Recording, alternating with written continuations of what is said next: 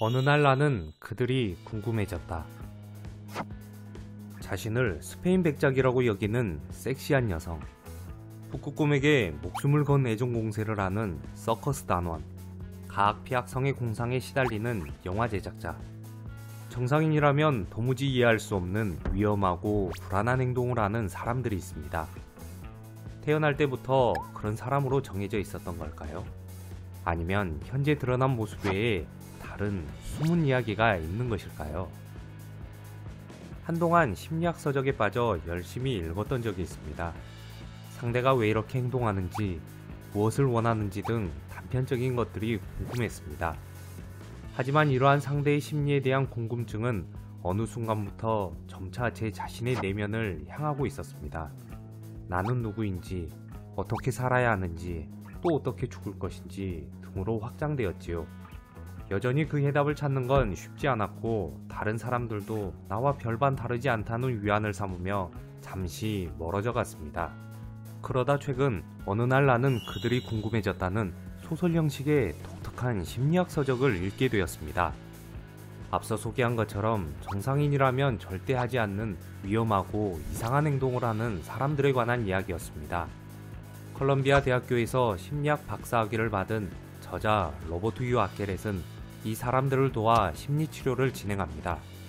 그리고 30년이 지난 어느 날 자신이 상담한 내담자들을 찾아보기로 합니다.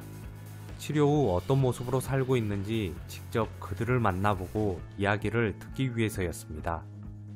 그중 가장 인상적이었던 나오미에 관한 내용을 소개합니다. 나오미는 아케렛 박사가 뉴욕 시티 칼리지의 상담사 겸 심리치료사로 일할 때 만난 첫 환자입니다. 행동과 옷차림이 굉장히 부적절해 수업 분위기를 흐린다는 이유로 대학 측으로부터 직업 상담을 가장해 그에게 상담을 보낸 것입니다. 그녀는 굉장히 매력적인 젊은 여자로 아름답고 육감적인 미인이었습니다. 스스로 자신이 스페인 백작의 부인이라는 망상에 빠져 있었죠. 그녀는 첫 상담부터 섹시한 옷과 도발적인 자세로 아케렛을 시험합니다. 하지만 몇 차례의 상담 과정을 거치며 자신의 숨겨진 감정을 드러내고 부모와 이웃 모두를 중후한다고 말합니다. 그녀의 비정상적인 행동 속에는 그럴 만한 이유가 있었습니다. 사실 나오미는 태어나면서 부모로부터 외면을 당합니다. 그녀의 엄마는 아들을 낳게 해달라고 기도했는데 하느님이 딸을 주어 자신을 버렸다고 믿습니다. 처음에는 사내아이가 아닌 여자아이라는 이유로, 자라면서는 사내아이처럼 군다는 이유로, 성숙해진 이후에는 섹시하다는 이유만으로 부모로부터 그렇게 자신의 정체성을 부인당하게 됩니다. 심지어 그녀의 엄마는 어린 딸에게 모욕적인 욕설도 서슴지 않습니다. 아버지 역시 딸이 성적으로 성숙하기 시작하자 벌레라도 된 것처럼 멀리하기 시작합니다. 때문에 그녀는 현실로부터 도피하기 위해 점차 자신을 왜곡하며 자신이 스페인 백작 부인이라는 착각에 빠지게 됩니다. 저자는 그녀의 판무파탈적인 모습과 낮은 자존감 등은 어릴 적 거부를 당했던 트라우마에 대한 방어장치였다고 말합니다. 마지막 치료가 끝나고 30년이 지난 후 나오미는 어떤 인생을 살아가고 있을까요? 사람들은 어떤 상황이나 사실에 따라 누군가를 판단하고 또 이해한다고 말합니다. 그런데 때론 과연 우리가 누군가를 정말 이해할 수 있을까라는 의문이 들기도 합니다. 일상의 철학자라 불리는 알랭 드 보통에 따르면 우리는 모두 심리학적으로 조금씩 이상한 존재다.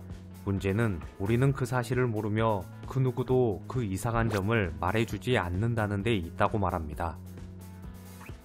어떤 사람과 오랜 대화를 나누다 보면 마음이 치유받는 느낌이 들 때가 있습니다.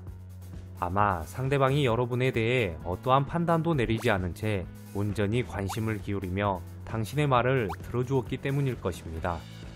어쩌면 우리는 타인을 이해한다는 건 영원히 불가능한 일일지도 모릅니다. 가장 친한 친구나 심지어 가족들조차도 말입니다. 상대를 이해한다는 것은 자신이 해석하는 틀의 방향을 이리저리 돌려보며 서로 다름의 차이를 비교하고 인정한다는 것은 아닐까요? 감사합니다. 후골님이었습니다.